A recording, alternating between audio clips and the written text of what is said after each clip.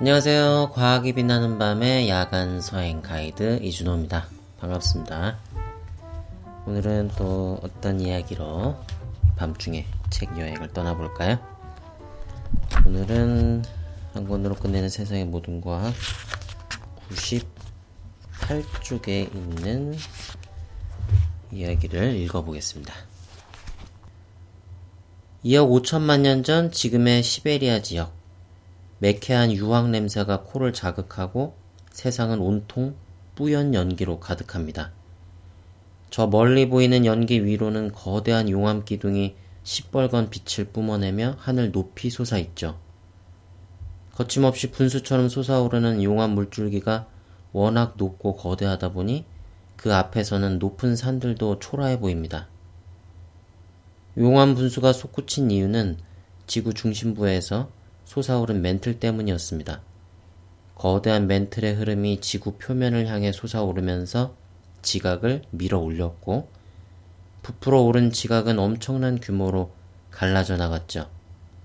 당시 흔적이 지금의 시베리아 지하에 남아있는데 폭 100km, 길이 1500km 규모로 추정됩니다. 그 틈 사이로 용암이 뿜어져 나왔고 그 높이는 좋게 2000m, 3000m가 넘었죠. 이글거리며 붉게 빛나는 지상 최대의 용암 분수쇼가 펼쳐졌던 겁니다. 용암 홍수는 사방을 휩쓸었고 앞에 있는 모든 생명체를 집어삼켰습니다. 네, 오늘은 그 페름기 대멸종을 불러일으켰던 시베리아 트랩이라고도 하죠. 엄청난 용암 분출. 이게 200만 년 동안 계속됐다고 해요. 200만 년입니다. 예, 1000년도 아니고 100년만 해도 엄청나게 긴 시간인데 1000년, 만년, 200만 년 동안 당시 워낙에 많은 그 화산 분출물이 나와가지고 한반도에 그러니까 남북한 다 합친 한반도의 8배 크기의 그 거대한 지역에 그 용암과 화산재가 막 이제 쌓여 올라갔는데 이 양이 얼마나 대단하냐면 이걸 갖다가 이제 미국 전체를 600m 높이로 다 채울 만큼 미국 전체를 그 넓은 정말 어마어마한 양인 거죠. 하긴 뭐 200만 년 동안 계속 분출이 일어났으니까. 근데 어떻게 이렇게 계속 오랫동안 분출이 일어났느냐. 그게 아까도 말씀드렸듯이 책 속에서 거대한 멘틀 덩어리가 솟아오르는 거죠. 근데 왜 이 멘틀 덩어리가 솟아올랐냐. 이거는 이제, 뭐 이렇게 해양 지각이 떨어졌다. 이제 이런 식으로 이제 설명을 하기도 하는데, 일단은 이제 기본적으로, 이 초대륙이 형성되면은, 이 초대륙이 제일 중요해요. 초대륙이 형성되면은, 이 초대륙이라는 건 대륙들이 다 모여가지고 이제 하나의 거대한 그 땅덩어리가 되는 거죠. 지구에 있는 모든 대륙들이. 이렇게 되면 얘가 이제 아주 큰 어떤 뚜껑 같은 역할을 하는 거예요. 그러니까 냄비 뚜껑처럼. 냄비의 뚜껑을 덮으면은 그 안에서 이제 열이 갇히게 되잖아요.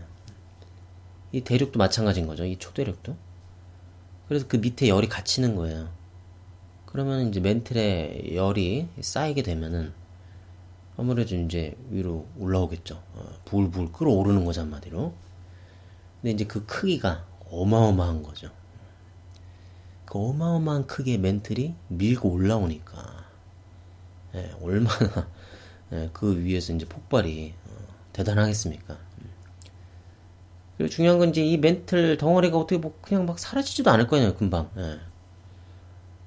그러니까 계속해서 거기 있는 거예요. 이 대륙들이 다 뭐 흩어지거나 하면서 이제 초대륙이 다시 언젠가 또 갈라져서 흩어지니까 그렇게 흩어지지 않으면 얘는 거기에 계속 있는 거잖아요. 그 열을 가진 채로. 그러니까 아주 오랜 기간 대륙이 다 흩어질 때까지 거기에서 계속해서 화산 폭발을 일으킬 수 있는 그런 상황에서는 정말 이 지구가 지금 우리가 상상하기 힘든 그런 기후일 수밖에 없었을 거예요. 진짜 지옥이죠, 지옥. 수백만 년 동안 화산 폭발이 계속되니까 어마어마한 양의. 하여튼 그래서 오늘은 바로 이 거대한 폭발과 이로 인한 신체 구조의 변화, 바로 우리 갈비뼈, 이게 이 화산 폭발하고 아주 밀접한 관련이 있습니다. 예, 이걸 주제로 여행을 떠나보도록 하겠습니다. 우리의 첫 번째 여행지는 시베리아의 푸토라나 고원이고요. 두 번째는 2억 5천만 년 전 곤드와나 대륙의 귀여운 갈비뼈. 세 번째로는 최고의 화석 사냥꾼 리처드 키칭을 만나보도록 하겠습니다. 자, 지금 우리는 푸토라나 고원에 와 있습니다. 여기는 시베리아의 그 화산 폭발이 일어나면서 쌓인 화산 분출물들이 워낙에 많다 보니까 고원이 된 곳이에요. 와, 지금 제가 근데 이 오큘러스 퀘스트로 보고 있는데, 와, 정말 장엄하고 웅장해요. 이걸 진짜 뭐 어떻게 말로 표현한다는 게, 이건 좀 웃긴 일인 것 같기도 한데, 그래도 어쨌든 그 형태를 좀 설명을 해드리면요. 진짜 화산재가 차곡차곡 쌓여 올라가서 눈에 보이는 저쪽 지평선 끝에서부터 저 끝까지 정말 그대로 쌓여 올라갔어요. 정말 수평으로. 그래서 수백 미터 이상 되는 그런 이제 고원이 된 건데, 이 진짜 위쪽이 평평해요. 우리가 생각하는 우리 대관령 이런 데 이제 고원이라고 하잖아요. 근데 거기 이제 이렇게 산맥이 있잖아요. 근데 여기는 정말 스카이라인이 단순해요. 이렇게 일자예요. 진짜 쌓여 올라간 거예요. 계속해서 화산재가 쌓이면서 차곡차곡. 진짜 그 수백만 년의 장구한 시간 동안 이 끝이 보이지 않는 세상을 정말 이 화산 분출물들이 가득 채웠구나. 그 무게감이 그대로 느껴집니다. 계속해서 비처럼 눈처럼 쌓여가는 그 모습, 그게 진짜 상상이 되네요. 와. 근데 여기가 더 스케일이 크게 느껴지는 이유가 있어요. 그게 계곡 때문에 그래요. 이게 그냥 쌓여만 있으면은 겉으로 보기에 그냥 사실 평평한 땅일 뿐이고, 그 밑에 뭐가 화산재가 있는지 뭐 어떻게 알겠어요. 근데 이게 2억 5천만 년 동안 이제 침식이 되다 보니까 그 편편한 그 스카이라인 아래로 거대한 계곡이 이제 생겨나는 거죠. 그러면서 켜켜이 쌓인 지층들을 이제 보여주는 거죠. 그래서 지층들이 정말 수천 개씩 막 정말 차곡차곡 막 쌓여 올라간 그 모습을 이제 우리가 보게 되니까, 정말 얼마나 오랫동안 분출이 있었고 그게 이렇게 쌓여서 지층이 됐는지를 정말 그 웅장한 무게감이 그대로 이제 느껴지는 거죠. 그랜드 캐년처럼. 근데 여기는 그랜드 캐년이랑 좀 되게 다른 차이점이 있어요. 그게 뭐냐면, 그랜드 캐년은 좀 이렇게 가파른 협곡이잖아요. 그런데 여기는 정말 거대한 U자형 계곡이에요. 여기가 이제 워낙 추운 곳이니까 빙하가 침식을 했거든요. 그러니까 이 계곡의 폭이 최소 몇십 킬로미터씩 돼요. 그러니까 거대한 빙하가 그냥 그 U자형으로 이제 파고 들면서 이제 쫙 이동을 하면서 그렇게 지나간 거죠. 계곡 스케일이 어마어마해요.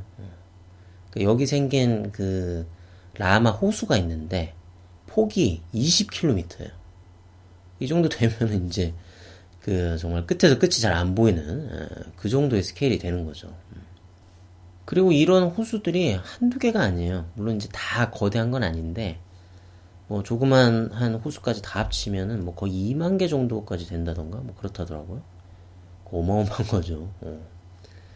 그래서 이렇게 호수들까지 품은 그런 계곡들이 움푹움푹 이제 파여 있는 거고, 그러니까 그 사이로 이제 아슬하게 저 지평선 끝까지 그 계곡들을 포함해서 굽이굽이 이렇게 부드러운 능선들이 막 겹쳐지면서 이어지는 거예요. 진짜 아득하게 저 끝까지 정말 거대한 스케일의 풍경을 만들어내는 겁니다. 대단하네요. 근데 여기를 또 이제 빙하들이 꽉 채우고 있었다. 예전에는. 그걸 또 생각해 보면은 그것도 엄청난 무게감이죠. 진짜 장엄하다는 말이 정말 그 자체로 잘 어울리는 것 같아요. 제 생각엔 그랜드 캐년보다 여기가 훨씬 더 웅장한 것 같지 않나? 그런 생각도 들고. 그 음악으로 한번 제가 비유를 해보자면, 그랜드 캐년이 약간 좀 어떤 높은 음에 약간 날카로운 그런 바이올린 협주곡이라면은, 여기에는 그 콘트라베이스 있죠. 콘트라베이스. 아주 묵직한 저음. 그 저음이 울려 퍼지는 웅장한 합주곡이 아닐까. 그런 생각이 듭니다. 콘트라베이스 수백 대가 막 그 저음 연주를 하는 것 같은. 영화로 치면 전 이런 장면도 좀 떠올랐어요. 옛날에 그 인디펜던스 데이라고 그래가지고 그 영화 초반에 하늘을 뒤덮은 거대한 그 우주선들이 구름을 뚫고 나타나는 장면이 있거든요.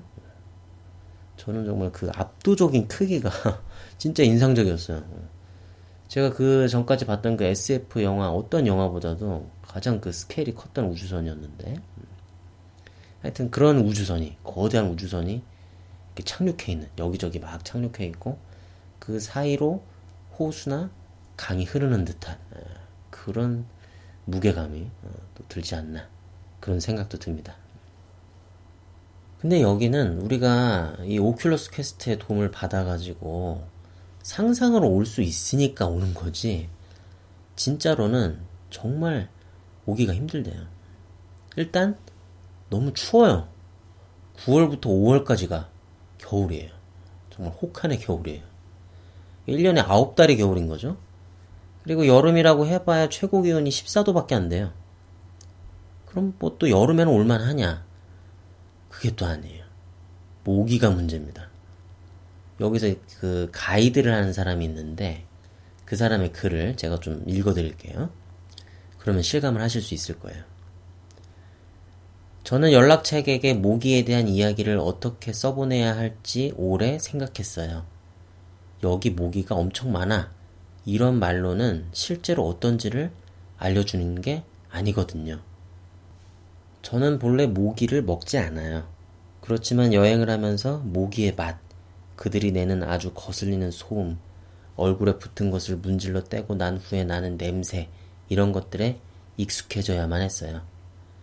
이동을 하면서 입으로 숨을 쉬면 모기들이 입안으로 날아들곤 했죠. 모기들을 일일이 뱉어내기가 힘들 정도예요. 차나 죽을 끓이면 수십 마리의 모기가 들어가선 나오질 않았어요. 처음엔 건져내려고 했지만 곧 쓸데없는 일이라는 걸 알게 됐죠. 잠자리에 들기 전에 텐트를 어떻게 쳐야 하는지에 대해서는 따로 얘기해야 돼요. 윙윙거리며 날아다니는 모기들을 다 없애려면 고생 한번 제대로 해야 되죠. 네, 이거 어느 정도인지 실감이 되시죠? 그리고 모기 자체도 좀 다르대요. 우리가 보통 아는 그런 모기보다 몸집이 훨씬 크고 무리를 지어서 달려든대요. 제가 이거 알아보다가 러시아의 그 캄차카 반도 있잖아요. 거기에서 이제 찍은 모기 동영상을 봤는데, 와, 그냥 이 공기 자체가 모기로 꽉 차 있어요, 그냥. 심지어 모기로 이루어진 그 시커먼 회오리 기둥이 있을 정도예요. 그런 게 한두 개가 아니에요. 그런데 이 추운데 왜 모기가 이렇게 많나 싶죠? 모기는 일반적으로 이제 좀 따뜻하고 습기가 많은데 이런 데서 잘 사는 거고 그런 날씨를 좋아하는 건데 어떻게 이렇게 추운 지역에 모기가 많은 건지, 이게 다 지구온난화 때문일 가능성이 높대요. 얼음이 녹으면서 생겨난 물웅덩이가 이제 있는데, 이게 더운 지역 같으면은 그냥 물이 금방 증발을 하잖아요. 열을 받으니까. 그런데 날씨가 추우니까, 그렇다고 또 얼어붙을 정도로 완전히 추운 건 아니고, 그러니까 물이 계속 고여 있는 거예요. 그러니까 정말 모기가 서식하기 진짜 좋은 환경이 되는 거죠. 뭐 여기 같은 경우에는 이제 홍수가 이렇게 일어나거나 하면은 또 물웅덩이가 싹 쓸려 내려가고, 그러니까 이제 모기가 좀 살기가 쉽지 않은 환경이 될 수도 있는데, 거긴 또 그런 것도 아니고 그냥 흘러내린 물이, 얼음 녹아가지고 흘러내린 물이 그냥 그대로 고여 있는 거예요. 아무도 안 건드려. 이렇게 이제 환경이 좋으니까 모기가 폭발적으로 늘어나는 거죠. 이 모기가 툰드라에 사는 술록의 생명을 앗아갈 수 있을 정도로 아주 위협적이래요. 이렇게 되면 이제 뭐 술록이 만약에 그렇게 해서 사라진다면은 그 술록과 함께 사라지는 원주민들도 피해를 입게 되고, 이건 정말 기후변화가 가져오는 또 다른 비극이 될 수 있는 거죠. 하여튼 뭐 이런 거 저런 거 다 제쳐놓고라도 그렇게 모기가 많은데 어떻게 살 수가 있겠습니까? 뭐 술록이 있든 없든지 간에. 진짜 엄청나더라고요. 하여튼 이 기후변화가 이 푸토라나 고원까지 이런 영향을 줬을 줄은 정말 꿈에도 몰랐습니다. 하여튼 뭐 이제 그거 말고도 이 푸토라나 고원은 여기에 이제 도로 이런 게 없어요. 기반 시설 자체가 없어요. 사람이 살기 힘든 데이기 때문에 뭐 근처에도 뭐 사람이 잘 살질 않고 보통 이제 수백 킬로미터 떨어진 데나 그런 데 이제 사람이 살고 있고 그렇기 때문에 뭐 개발돼 본 적도 없고 진짜 여기는 수억 년 전부터 원시 그대로인 곳이죠. 우리가 만약에 이제 헬리콥터 타고 이 푸토라나 고원 어딘가 이렇게 그냥 내리면은 그냥 거기가 우리가 이제 거기에 발 디딘 최초의 인간이 되는 거예요. 어쨌든 여긴 정말 있는 그대로 2억 5천만 년 전부터 인간의 손길이 전혀 닿지 않은 그런 원시적인 그런 아름다움이 가득한 곳인데 어쨌든 이게 형성될 때는 정말 지옥이었던 거죠. 자, 그럼 이번에는 그 거대한 지옥의 직접적인 증거를 찾아서 웅장한 절벽으로 떠나봅니다. 자, 우리는 지금 그 강물 위에서 보트를 타고 있습니다. 막 이제 강물 위로 쭉 가고 있는데, 여기는 이제 그 푸토라나 고원을 흐르는 강이에요. 근데 이제 이 강이 비교적 최근에 이제 침식을 해가지고, 푸토라나 고원을. 그래서 이제 어떤 만든 깎아지르는 하얀 절벽. 그게 이제 우리 눈앞에 있는 겁니다. 와, 근데 이 정도면 거의 100m 이상 돼 보이는데? 엄청나게 높아요. 완전 깎아지르는 수직 절벽인데. 근데 진짜 장관은 이 절벽에 정말 그 수없이 많은 지층이 정말 촘촘히 쌓여 올라갔어요. 아까 근데 멀리서 보던 그 지층이랑 또 달라요. 가까이서 보니까 와 진짜 촘촘히 쌓여 올라갔네. 와. 이 지층 하나하나마다 다 화산 폭발이 있었다는 거잖아요. 그래서 그 화산재들이 차곡차곡 이제 쌓여 올라간 건데 와 진짜 멋지네요. 훨씬 더 어떤 직접적으로 화산 폭발을 마주하는 것 같은 그런 느낌이 들기도 하고요. 근데 이제 또 멋있는 게 뭐냐면 이 절벽이 그냥 단일한 하나에 그냥 이어지는 쭉 절벽이 아니라 중간중간에 계속해서 이렇게 침식이 돼 있어요.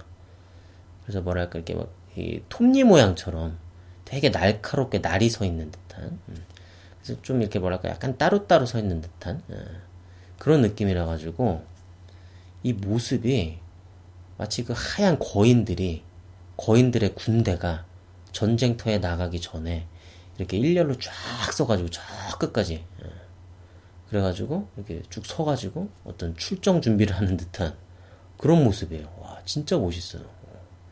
뭔가 뭐랄까 그 반지의 제왕 그런 느낌? 참 어떤 전설도 여기 많이 이렇게 얽혀 있을 것 같은 그런 느낌도 들고요. 되게 신비롭네요 이게. 근데 이렇게 침식된 절벽에서 우리가 그 직접적인 증거를 찾을 수가 있어요. 과학자들이 이제 그 당시에 그 시베리아의 폭발로 엄청난 양의 석탄과 나무들이 이제 탔을 거라고 생각을 했고, 그래서 이제 대량의 이산화탄소가 나오면서 막 이제 대멸종이 이제 진행이 되는 거였는데, 그래서 이제 직접적인 증거를 찾는다라고 하면은 그 석탄이나 나무 이런 것들이 탄 거를 찾아야 되잖아요. 근데 의외로 그게 잘 안 찾아지는 거예요. 생각보다 이제 쉽게 잘 발견이 안 돼가지고 한 6년 동안 막 이제 이런저런 절벽을 찾아다니면서 연구를 해서 2020년에 직접적인 증거를 결국 찾아가지고 발표를 했습니다. 정말 최근인 거죠. 근데 이제 발견된 걸로 보면은 진짜 바위 한가운데에 그 시커먼 숯이 턱하니 딱 박혀 있어요. 그리고 또 어떤 거는 석탄이 그 용암에 굉장히 그 뜨거운 열과 압력에 액화가 돼가지고 그 바위 속에 이렇게 그 석탄이 흘러내리는 모습으로 그대로 굳어가지고 이렇게 바위처럼 돼 있는 게 딱 있더라고요. 참. 이걸 보면은 이제 전체적으로 종합을 해보면 엄청난 양의 용암이 흘러나오고 정말 또 화산재도 수백만 년 동안 끝없이 비처럼 내리면서 쌓여 나가고, 또 석탄과 나무가 또 끝없이 막 불타오르고, 이건 정말 진짜 말 그대로 지옥이 이 지구상에 재현이 됐다라고 밖에 볼 수 없는 것 같아요. 그런데 이런 화산 폭발도 폭발이지만 그게 없었어도 사실 이 초대륙이라는 것 자체가 생명체한테는 그렇게 좋지가 않아요. 그것도 어떻게 보면 그냥 지옥이에요. 왜냐면 이 초대륙 자체가 거대한 땅덩어리가 형성되는 거잖아요. 그러면 이 대륙 안쪽은 바다에서 너무 멀어요. 바다에서 형성된 구름이 거기까지 들어가기가 힘든 거죠. 대륙 안쪽은 보통 사막이 형성되기가 쉽죠. 그리고 또 이게 멀기도 먼데 초대륙이 형성되면은 보통 바깥쪽에 산맥이 많이 형성이 되거든요. 예를 들어서 지금도 히말라야 산맥이 인도가 그 아시아 대륙에 충돌하면서 만들어진 거잖아요. 그러니까 비구름이 히말라야 산맥에 이렇게 충돌해가지고 그걸 넘어서 이렇게 안쪽으로 대륙 안쪽까지 가기가 어려워요. 그러니까 그쪽 안쪽은 이렇게 건조한 고비 사막 이런 게 발달되잖아요. 그러니까 이런 식으로 대륙들이 한 곳으로 모여들면서 초대륙을 형성하면은 이 산맥들이 바깥쪽에 쭉 형성이 되면서 마치 그 거대한 피자빵처럼 이렇게 바깥쪽에 그 도우가 형성되는 거죠, 한마디로. 산맥 도우가. 그러니까 이제 안쪽은 사막화가 돼서 생명체들이 살기가 쉽지가 않고, 그 다음에 바깥쪽에 이제 바다 쪽에 사는 생물들도 쉽지가 않아요. 왜냐면 이제 대륙봉 이런 게 좁아지거든요. 원래 이제 대륙과 대륙 사이에 이렇게 얕은 바다, 그런 데들이 이제 생명체들이 제일 풍부하게 많이 사는데, 햇볕도 잘 들고 그러니까요, 바다에. 근데 이제 그게 다 충돌하면서 없어지니까, 사막화가 되니까, 뭐 그냥, 그야말로 그냥 떼죽음이죠. 어디 도망가지도 못하고. 그래서 그렇게 안 그래도 살기가 힘든데, 이런 상황에서 그 시베리아 트랩에서 이제 화산 폭발까지 일어나니까, 정말 이제 결정타가 된 거죠. 그, 종수로 따져서 그때 95% 이상인가가 다 사라져버렸죠. 그냥 완전히 종수가 95%가 사라졌다. 그럼 나머지 5%의 종수는 뭐 그대로 있느냐? 그것도 아니죠. 걔네들도 심각한 타격을 받아서 그래도 어쨌든 그렇지만 살아는 남은 거죠. 간신히. 그러면 정말 이 지구상이 이제 깨끗이 청소가 된 상태라고 볼 수 있는 거죠.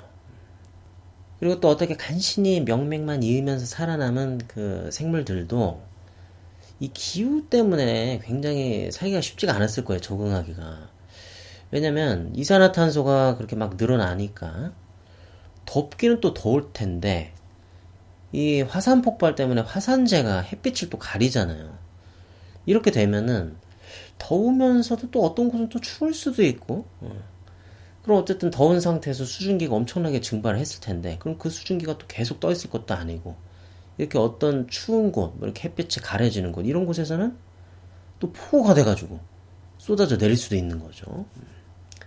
자, 그래서 이번엔 또 이 폭우랑 관련해서 새로운 여행지로 떠나보겠습니다. 자, 우리는 2억 5천만 년 전 곤드와나 대륙에 와 있습니다.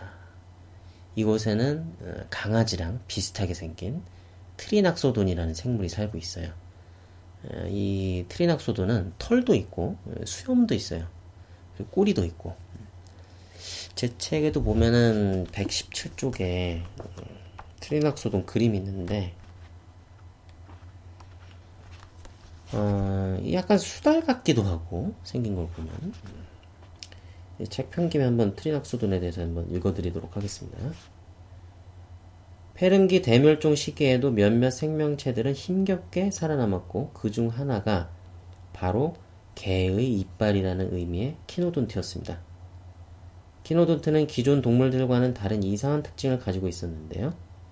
키노돈트의 일종인 트리낙소돈은 갈비뼈가 가슴까지만 덮고 있었습니다. 다른 4발 달린 동물들은 뼈가 가슴부터 배까지 감싸고 있는데 그렇지 않고 절반 정도만 덮고 있었던 것이죠. 눈치챈 분도 있을지 모르겠지만 인간도 갈비뼈가 가슴까지만 덮고 있습니다. 이런 모양의 갈비뼈가 처음 등장한 시기가 바로 키노돈트가 살던 페름기였죠. 그런데 이렇게 되면 좋은 게 뭐가 있을까요? 바로 복식 호흡입니다. 숨을 깊게 들이마시려면 배를 부풀려야 하는데 이는 갈비뼈가 배를 덮지 않아야 가능하거든요. 폐렴기 대멸종 당시 산소가 워낙 부족하다 보니 복식 호흡으로 산소를 더 깊게 들이마시기 위해 이런 진화가 일어났던 겁니다. 네, 제가 바로 이 갈비뼈 얘기를 해드리려고 이 내용을 읽어드렸던 건데, 이 트리낙소돈이 워낙에 진짜 살기가 힘들었으니까, 좀 오죽했으면, 정말 이 뼈를 반 이상을 없앤 거죠. 이 배의 넓이도 상당하잖아요. 이 뼈가 다 없어진 거예요. 얼마나 절체절명의 위기였다라는 겁니까, 이게. 이거 말고도 사실 뭐 여러 가지 형태로, 그 상황 속에서 살아남기 위해서, 적응을 해요. 또 어떤 부분에서 또 그런 게 있냐면은, 이 트리낙소돈이 워낙에 그 당시 이제 덥고 막 건조하고 이제 그런 상황들이, 계속되고 그러거든요. 여름이 되면은. 그래서 이 트리낙소돈은 땅굴을 파고 들어가가지고 여름잠을 자요. 보통은 이제 겨울잠을 생각하는데, 그 당시는 우리가 상상하는 그런 여름이 아니기 때문에 여름잠을 자야 되는 거죠. 그래서 굴속을 파고 들어가지고 여름잠을 자는데 이것과 관련된 희귀한 아주 신기한 화석이 있어요. 그 얘기도 제가 좀 해드리도록 하겠습니다. 이게 어떤 화석이냐면 그 트리낙소돈이 부르미스테가라는 희귀한 양서류, 한마디로 이제 도마뱀 같은 거죠. 이거랑 같이 발견된 거예요. 근데 처음에 이제 잘 보니까 부르미스테가 머리뼈 쪽에 이빨 자국이 있는 거예요. 그래서 이제 처음에는 이제 트리낙소돈이 얘를 잡아먹으려고 얘 사냥해가지고 자기 동굴로 이제 끌고 온 줄 알았는데, 근데 이빨 자국을 보니까 그 이빨이 트리낙소돈의 이빨 자국이 아닌 거예요. 뭔가 이제 그 이빨 자국의 간격이나 이런 게 안 맞았던 거죠. 그러니까 이제 더 미국에 빠진 거죠. 어떻게 전혀 다른 동물이 한 동굴에서 저렇게 같이 있을 수가 있나.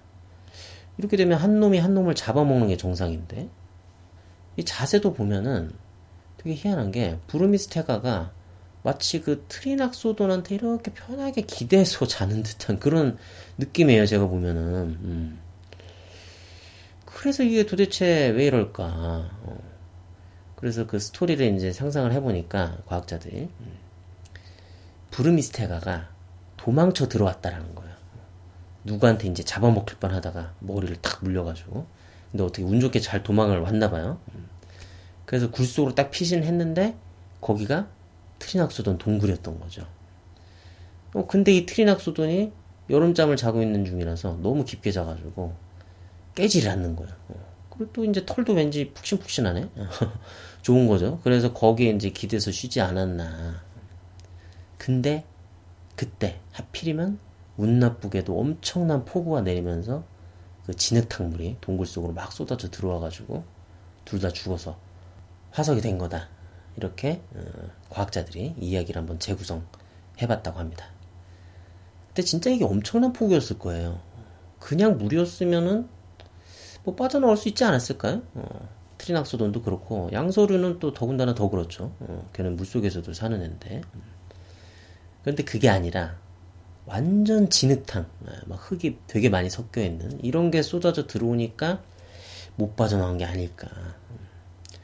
그리고 사실 이 트리낙소돈도 뭐 바보가 아닌데 그 상황에 다 적응해서 사는 생명체인데, 그러면 이제 빗물이 잘 안 들이닥치는 어떤 뭐랄까 그 경사진 그런 언덕 이런 데다가 만들지 않았을까요? 동굴을?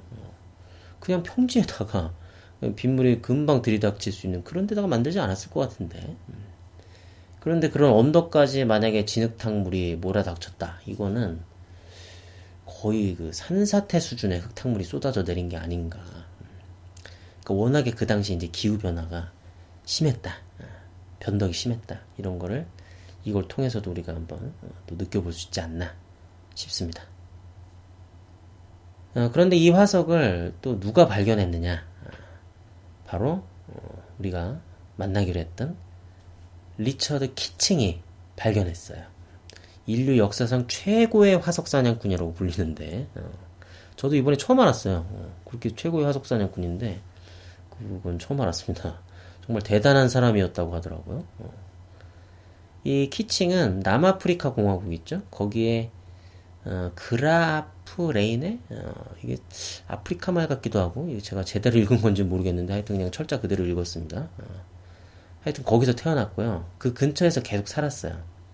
이 지역이 크게 보면은 카루 사막이라는 데인데 근데 여기가 하필이면 바로 2억 5천만 년 전 트리낙소돈이 살았던 곤드와나 대륙의 중심부였던 거예요. 그러니까 화석도 상당히 많이 발견되는 곳이고 그 예전에 제가 말씀드렸던 고생물학자 부름 있잖아요. 그 성격 급한 양반. 그 사람이 여기를 자주 왔었고요. 화석 발굴하러. 그리고 키친 가족하고도 잘 알았어요. 키친 가족도 화석을 이렇게 취미로 찾으러 다니는 그런 사람들이었거든요. 부름을 초대해서 보여주기도 했고요.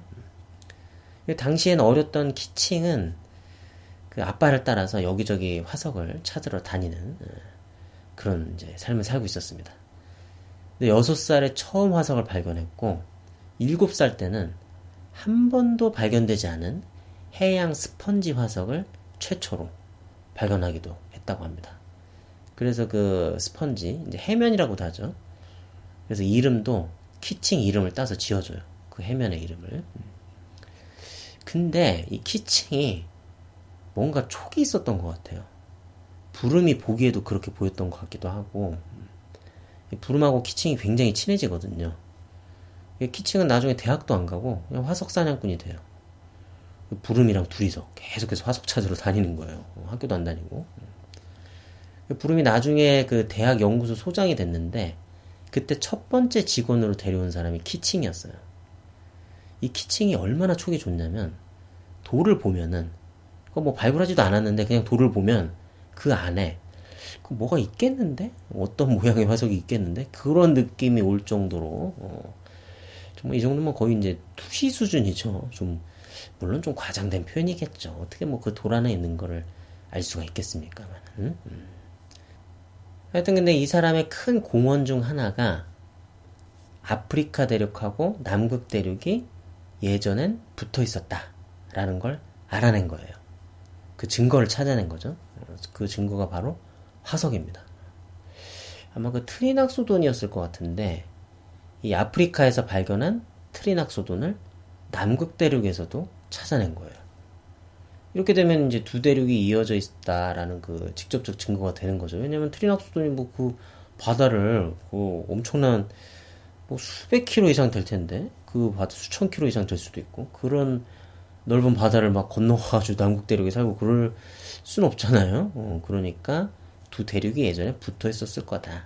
이런 식으로 우리가 생각을 할 수밖에 없는 거죠.